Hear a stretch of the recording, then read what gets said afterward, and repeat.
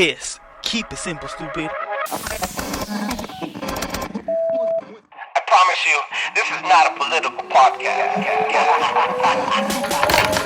Jump, from the deep into the pool, set up the mood. Paranoid radio, set up the mood. Paranoid radio, set up the mood. Paranoid radio, set up the mood. Set up the mood. Set up the mood. Set up the mood. Set up the mood. Set up the mood. Set up the mood. Set up the mood. Talking about taking shits, god damn. Today was a heavy day. Recorded, dropped an episode. Man, we're busy. The most beautiful thing about life is staying busy, staying in our lanes, being great parents, most importantly, donating. Testicles 1, 2, testicles. Welcome back to Paranoid Radio Podcast. Ladies and gentlemen, boys and girls, I am Trebles Garcia. And I want to thank the Lord for allowing me to be here today, and I want to thank every single one of you for allowing me to enter your space. Ladies and gentlemen, the most important thing that you can do for the show today is word of mouth. Check us out at paranoidradio.com. Check out the affiliations with Flavors of the Forest. That's right. Use Paranoid at checkout for 15, not 50. No, guys, not 50. Relax. 15% off on Flavors of the Forest. Collect your garlic dust today and fight those fucking vampires all day, baby. And all night, because vampires come on at night. Whatever. You know what I fucking meant. And do not forget to check us out at paranoidradio.com. Drop a 5-star review on Apple Podcasts and on Spotify. That allows other people to enjoy the show as much as I enjoy making it. Enough of the promotion. Woo! That was a mouthful. Guys, I think the alpha brain just kicked in, so I'm about to blow the lid off this bitch. I have an amazing episode lined up for all of you guys. I have an amazing special guest. Ladies and gentlemen, let's jump in from the deep end of the pool and set the fucking mood. Please give a warm welcome to Devon Oman. He is the producing engineer, the freaking creative director, and the owner of the page of Dead Prairies Productions. How's it going, Devon? I'm doing pretty good. How are you? All right, man. Devon, Devon, I fucked that shit up again, didn't I? Try not to laugh for your intro there. I was like, oh, that's awesome. Oh, fuck. Thanks for being here, bro. What? I need to know more about you, bro. I saw you on Instagram. You connected with Cryptid Warfare Podcast. Mad shout-outs to freaking Drewski. Dude, he is a warrior, bro. I love that dude. He's transcending, making waves of his own, blowing up on YouTube. Kudos to him. I seen you guys collaborated. He's the one that pointed me to you. So, mad shout-outs again. Drewski, thank you so much for the networking, bro, and for being a loyal brother. Bro, let me know what you're about. Where can people find you? Yeah, for sure. Yeah, huge shout out to Drewski. He's a super nice guy. Great time on his show too. So huge shout out to him. Wonderful dude. So I make low budget horror films in Swift Current, Saskatchewan, and it's like a small city. And the thing with our low budget horror films are like super low budget. They're about $150 to $200. That's it. It comes out of my own pocket. And I donate all the proceeds to the SPCA, which helps out the rescue animals. And we've raised about $35,000 just for our local charity. We've been taking our movies on the road last year. We started to branch off. So whenever we go to like Regina, Saskatoon, Medicine Hat, Toronto, and every time we go to those places, we actually donate the proceeds to their shelters as well, because I personally don't want the money from these films, and I want to help out the animals, and that's kind of what Dead Prairies Productions is about. Dude, what? First of all, out-of-pocket production. Talk about out-of-pocket production, man. You know, that's how you know you have the passion, well, your heart's in the right place, you're aligned, and you're doing it for a huge, better cause, bro. Congratulations. And thank you for what you do. Thank you for that service. Dude, $35,000 for your local, agencies and stuff. That's amazing, bro. Low budget films. When you say low budget films, it's because it's coming out of pocket. But technically, every content creator nowadays is a fucking low budget creator. Dude, I spent probably under $1,000 on this setup, and I've been on the game for 4 years. And I've met people. Shout outs to like Catalyst Jones, right? That mother trucker has endless supply of freaking technology. He has 1,000 buttons around him, and he makes all this video graphics and stuff. And I'm like, dog, like I can't even keep up with that shit. Like, what is it that you do?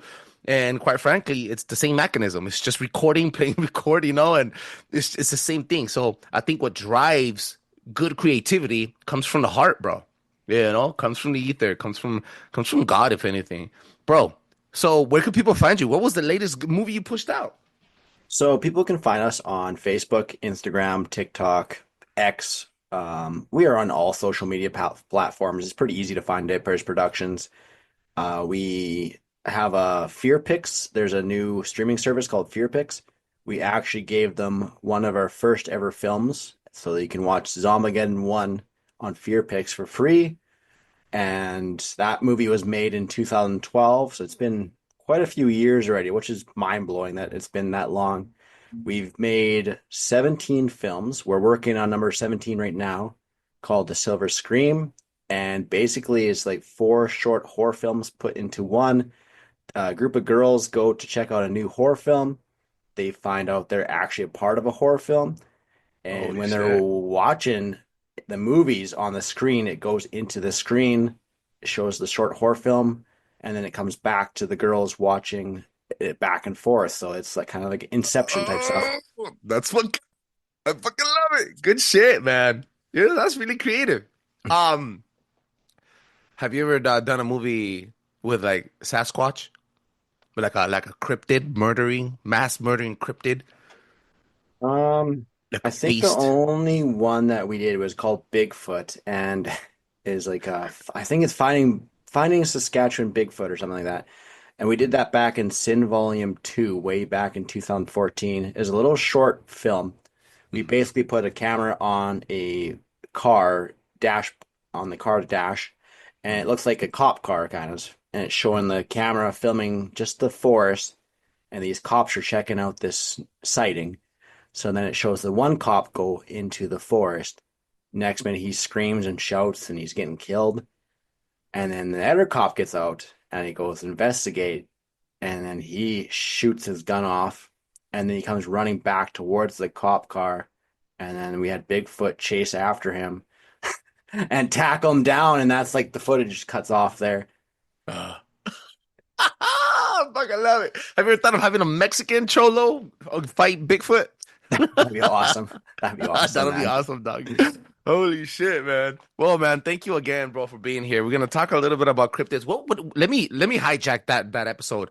What did you talk about on cryptid warfare with Drewski? We basically talked about what I do for Dippers Productions, kind of some horror movies, and then we talked about that Bigfoot story actually. I went more in details for this one, and Mhm. then he talked about stories in Saskatchewan that he knows of.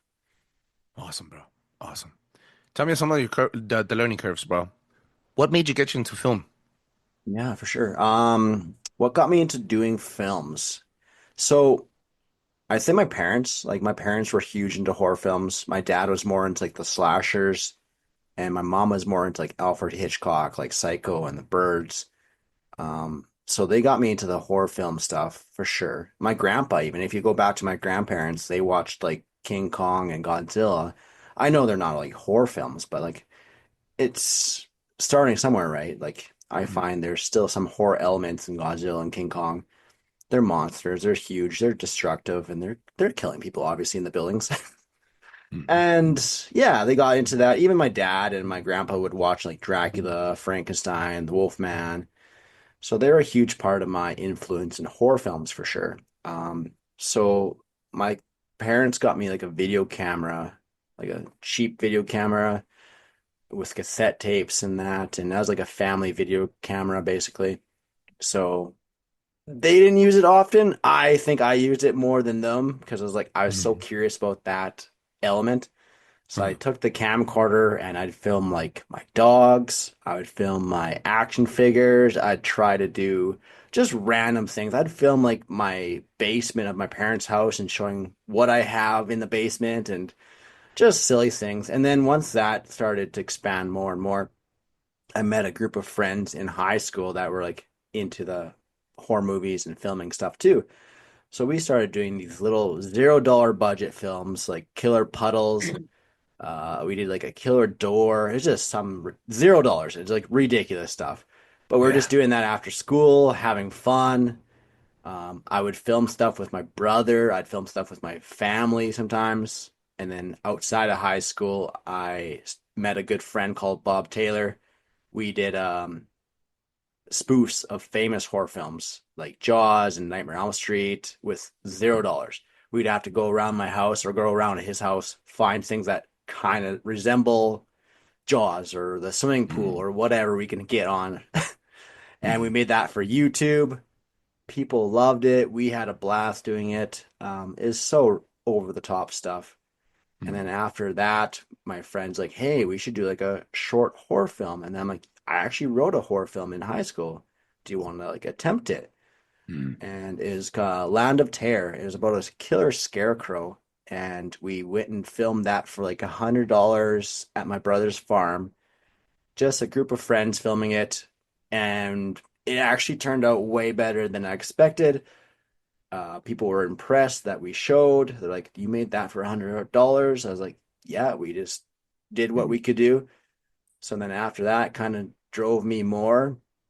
I did a documentary. So I did a documentary of dogs That's funny. at my local dog shelter, and I premiered it at our local library, and people showed up. I was like, "Wow, people actually came to support and watch this," and Mm, not much people knew who I was at the start. And then my friend and my other friend, we were watching a very cheesy film in his basement called Bachelor Party of the Bungalow Damned. And we watched it. We're like, man, that was terrible, but funny.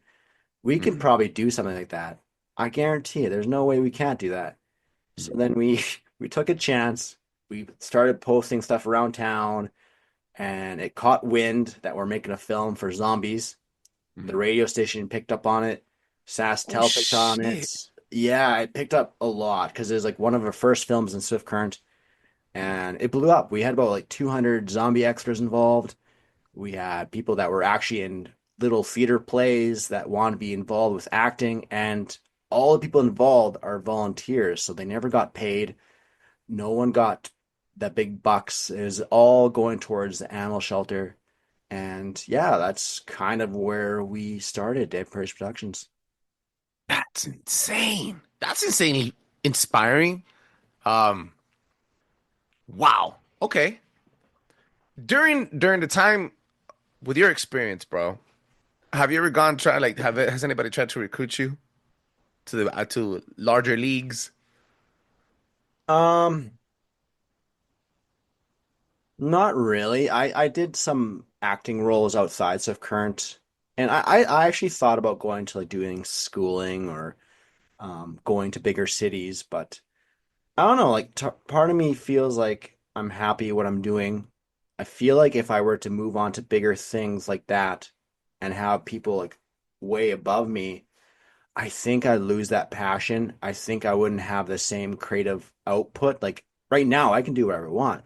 I can make a movie about a killer garbage bag if I wanted to. That's the cool thing about that. I have a lot of freedom. There's no one above me saying you can't do that. Mm, So that's what I like about it a lot. And I think if I were to go to like a bigger production, I think I'd hate it just because I'd have that whole above me thing. No, you can't have that. No, you can't have the actor. You can't have that music in there. You can't do this. You can't. I don't know. It seems restricted, right? Absolutely.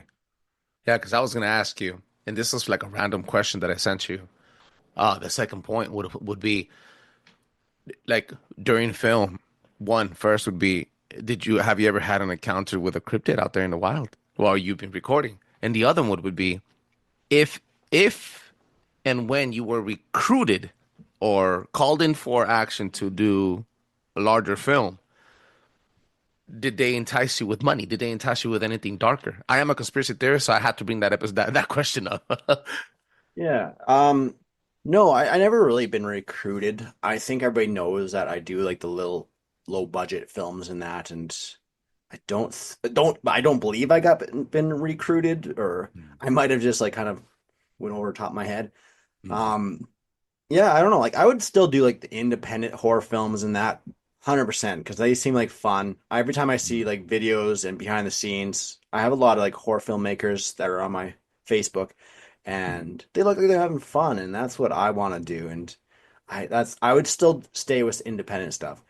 And I honestly, if I were to do like a bigger film for some odd reason, I'd probably take that money and just go back to making the most ridiculous, cheesy films ever. And that's where I'm just gonna go. That's where That's where your Yeah. eggs are at. That's what makes you really Yeah. happy. Yeah. It makes me happy. And I feel if it was like my full-time job, I don't know if I'd like it either. Like I think I would lose that passion. And it scares me that if I were to do it as a full-time job, I would hate it, and that'd be terrible because that's something that's been a big passion for me since I was a kid. That's a good point. I've always told, I keep preaching this, right? I keep saying, yo, well, I'm gonna be, I'm gonna be the best fucking Latino conspiracy podcaster in LA, bro. And then after LA, in the country. And then like my guys are like, so what's the mission? The mission is to be the most impactful one, and then sooner or later, more sooner, hopefully, to feed my family while being behind the mic. I have a lot of I have a lot of investment in this, right? And then I'm like, okay, exactly what you just said. If I begin pushing out 6 episodes, being on different people's shows, I'll miss out on the networking, because the fun part of the journey is the networking. The second portion of the journey is the research, learning new aspects, not necessarily bringing in, excuse me, not that I'm saying my special guests are doing a bad job. I'm just saying a lot of people that get them from, for example, in a podcast world, they get their information from other podcasters. Like it eliminates it's like a buffer. It eliminates you actually taking the time and spending 5 seconds out of your life to researching something. That's another fun part of the journey. The other part of the journey would be creativity. Like you said, you'll lose that creativity level for your show. If I'm pushing out 2 episodes a week right now, and I'm peaking at my point of being creative and doing the research and my networking and getting to meet beautiful souls, imagine if I would be doing this on a daily basis. I won't only lose out being with my family, but I won't have no time to get that air, like the sun rays to hit my brain and spark something new. Like, oh, that conversation's good. Or, oh, and the journey of growing on social media by having limited time, because you push out so much during the limited time that you have to stay enabled, stay activated. You have to be pushing with the times, evolving with the technology. So if I did it full time, I mean, like, damn, dude, where would I start? That means I would have to do a larger investment, more technology, and eventually you'll lose out on great opportunities. I mean, that's just my point of view. Not that I'm afraid. I think I'm ready for it. I'm just saying, fuck, dude, kind of like you, like, damn, I think I'll probably hate it too, though. I love podcasting, but I would hate it if I had to do it daily basis and just do that. Fuck, no, that'd be crazy, dog. Yeah, that's exactly. I think so too. Like I've been like asked that too, or like, what if you go to like bigger arenas and venues selling your movies? And I'm like, do you want to do like people selling the tickets for you or doing all that? I'm like, not really. Like I personally like doing the tickets. I usually hand out the tickets in person. I go to that person's house, drop it in the mailbox, and that's the movie ticket premiere for the event. Just because I can connect with that person, and it's not just some 20 or 30 crew members out there dropping off these tickets, and there's no face to Dead Prairies Productions, right?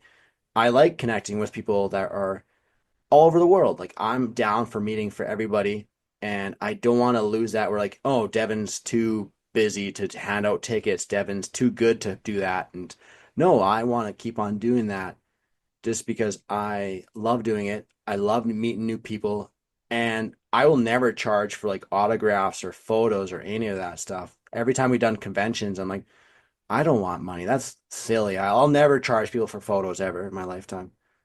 I'm sure you have a website where people can donate, right? Donate to the Uh, production. we don't. Dude, you should open one up. I mean, look, you're doing a good job. And even if you do get enough money to do a film and you already wasted it, you don't want to keep none of the like the money that's been provided. Recycle it, give it back to the other agent, to those companies, and to the hospitals, animal hospitals and stuff. Or excuse me, revitalize your creativity, buy another camera, or and stuff like that. So I think it's important to get me. Look, bro, it's hard work. It's hard work. Everybody's gotta eat, bro. There's no shame in that game. You Oh, know what? For the past 4 years, I thought the same thing. I was like, no, I'll never be a sellout. Fuck, I put a fucking donation button up there. Not that anybody donated, but I mean, hell, I still was like, there. you know what?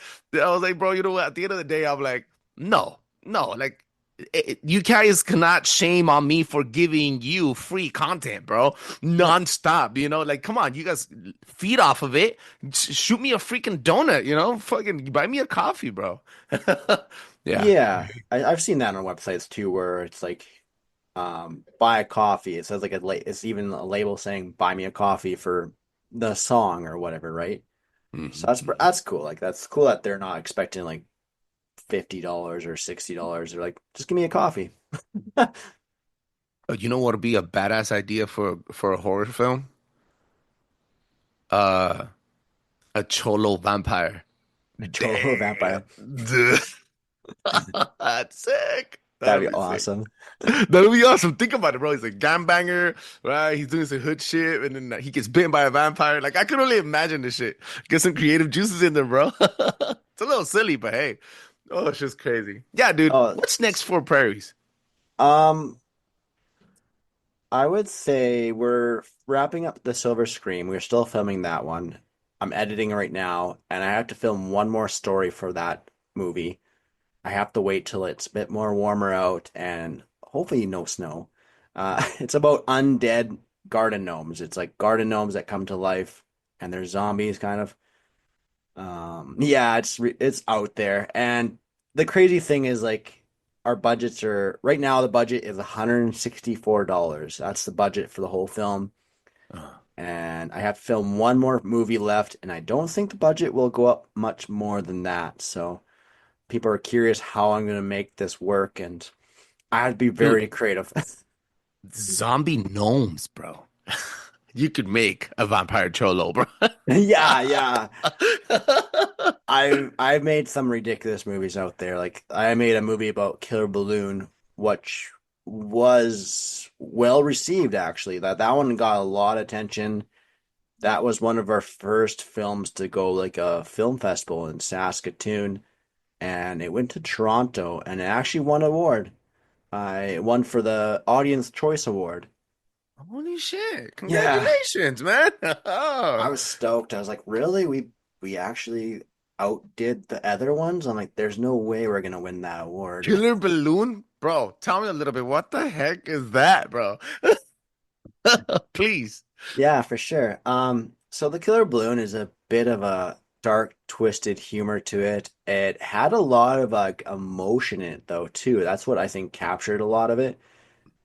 It talks about more like depression and there is a bit more touchy subjects in it. It Holy starts off shit. with the clown. He's by himself. He's hearing stuff in his mind, hearing stuff in his head, and it turns out to be the balloon talking to him. So then he finally unalives himself to get away from the balloon, and the balloon finally gets away from that clown. So then they kind of separate from each other, and the balloon goes on a rampage, I guess, to he tries to hold his anger in, but then he finds these people are so annoying, so he loses his anger and he starts going on a rampage. What? Yeah, it's wild. It's wild, but it won an award. Yeah, yeah, that's shocking to me, man. I still shocked that we beat out other independent horror films, and it's cool. Like I've never thought we'd win an award for films ever, and just to win that one is outstanding. I agree. I agree. I'm so happy for you, bro. Thank you. And yeah, man, I have so many ideas. You know what? So whenever, look, bro, I'm gonna tell you something. There's nothing new under the sun. And you come out and you're like, okay, well, I'm gonna do a movie of a serial killing balloon, right? A murderous balloon, which is outlandish. You just the title, you're like, oh, what the heck?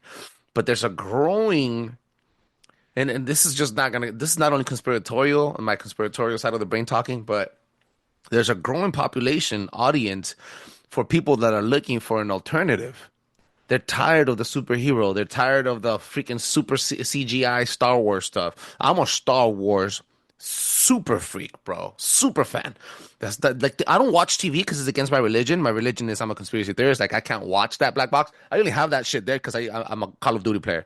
But Okay. I'm like everybody. The only thing I could watch on TV is Star Wars. and I see any other movie, and I'm like, damn, they overdid it with the explosions. Damn, Disney fucked up this. Like, it's kind of like too much. People are tired of the woke bullshit as well. I'm not sure. I don't know how you feel about it, but like the transformation, the agendas behind it, the bombardment of propaganda, the politicizing of stuff, right? And it's kind of like, okay, what the heck? Why can't I just have my imagination go wild? Why can't I just be entertained? I think this is why that movie, what's it called? The white clown that just came out. Fuck, I forgot his name. Oh, nope. That one with Jordan Peele? No, no, no, no, no. No. It has three movies, but the first one was the best one. It was like a freaking low budget freaking clown movie as well. Oh, It's I forgot white face. I forgot his name. Slasher. It's just like a slasher film. And it did very well in the States. And it's is it one of Terrifier? the Terrifier. There we go. Yeah, yeah, yeah. Low budget film, and it did, dude, an amazing movie. Like even Did. the when he cut her through the vagina going down, I'm like, that looks so fake, but I love it. It just Yes. throws me back. It makes me feel like, oh crap, dude, like this was nasty. You know, like his imagination. So that's the stuff I'm talking about. Yeah, Terrifier was like I give credit to them that they opened up a lot of doors for more independent people too because Mm. they started off with number one being very low budget, and then number two got a bit more bigger budget, and number three got more money, but they kept it like still down there. It's not like ridiculous 20 million, 50 million, 100 million. And the best thing about it, they made a lot of money. They made like $100 million worldwide for the third one off like 2.5 million budget. So I give them props for going out there, showing it in movie theaters, and taking a chance. And it opened up a lot of doors for these people that are making these films for less than $3 million. And people are going to theaters to watch them. They're not just going at home and watching them on Netflix or Amazon. They're actually going to the movie theaters to watch these films now. Let me ask you something now, something business wise, and I'll put this in the air. I don't care. What if I donate to you? What if I donated it to you directly? No strings attached. I have no say in anything. I'm just giving you money, and the only thing I want would be some credits on the roll. Say, like sponsored by Paranoid Radio Podcast. Not sponsored, but like brought to you by or something. I don't know what the right word is. I have a thick accent. Sorry. I've never done that before. I usually put like big thank yous on the end credits for people Mhm. that have Mhm. helped us out with like I would love to. locations. I would love to help the cause, bro. I would love to, man. It'd be awesome, man. Yeah, I man. I appreciate would love that. to, bro. Because you know what, bro? I get inspired with shit like this, bro. I get inspired. Look, I have this random ass podcaster hit me up, and I'm not a big podcaster. I swear to God, I rub dabbles with the big dudes, but I like the way I'm climbing very slow, Yeah. and I rub dabbles with some young cat. And he hit me up. He's pushing hard. He's pushing hard. He's on his like 10th episode, and I'm like, look, bro, I admire what you're doing, and it's very inspirational. But I'm not putting a standard of a dick here. I'm not trying to be a dick. I'm just saying I love it, but you're trying to he wanted to have an interview with me, but he wanted to screen me and have a 30-minute conversation and then after book the episode. And I'm like, bro, you have 10 episodes, bro. You just started. And like hit me with at least 25 episodes and then put a standard on me, right? This is you're putting like stands on me already, like what I like criteria is what I gotta hit to be on your show. And then I'm gonna put one myself and I'll be like, at least hit 25 and then we'll talk again. Very humble. And not that I'm the shit or not, but dude, I've fucked with people that have 2 followers. I don't care about their followers. I care about the information that we're pushing out and having no agenda, having critical thinking conversations. And it's like, I kind of feel like some people, bro, like they're money hungry. They want the money. And that's Yeah. that's their main only drive. The money, bro. It's okay. I get it. But so I get inspired with the stuff that you're doing. I get Thank inspired you, with man. other creators, man, that are coming out. I really like it. Specifically because it's horror films. For fun, when I was younger, bro, I used to fucking go smoke weed at cemeteries because I love the architecture there. So I'm a I wear all black all the time. I'm a freaking, I love rock and roll, classic rock and roll, 1970s rock. Freaking Judas Priest is one of my favorite ones. Come on, bro. So it's kind of like I live that style. I live that dark stuff. You know what I mean? Darth Vader's my favorite freaking hero of all time. And yeah, he's a hero. He's not a fucking villain, assholes. You know what I'm saying? Stuff like that, bro. So I appreciate what you're doing, dude. Let them know Thanks, again. man. Where can people find you? They can find me on Dead Prairies Productions on Facebook, Instagram, TikTok, X, pretty much every social media platform. We have a online store for our DVDs called PayHip Dead Prairies Productions, and the DVDs are only $10 a piece plus shipping. We have about 16 DVDs on there right now, and we'll probably have the Silver Scream on there later this year. And yeah, we usually have premieres in our local town, and hopefully we start expanding more into bigger cities. Dude, you know, as you were talking, I'm thinking Cholo Vampire. Maybe not that as a title, but like a freaking cholo like that, and then the face, right? And then you have like the three dots, and he has his fingers like coming out. Oh, that's just it. The cover. I never know, bro. Dude, check it out. Think about it, bro. Think about it. Awesome. All right, brother. That's Thank you so awesome. much for being on the show, man. I hope we can Yeah, push some people your way. Check out your films and obviously for the cause that you're doing it. And if anybody wants to donate, you should get that donate button because you'll never know yeah, who wants to push that's some true. dollars your way, man. $10, five, Yes. $10, whatever.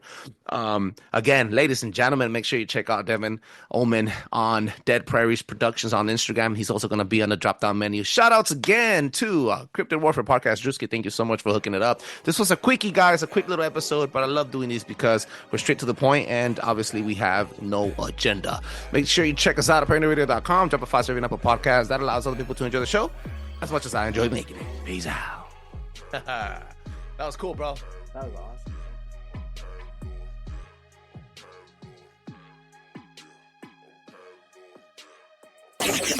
Paranoid Radio.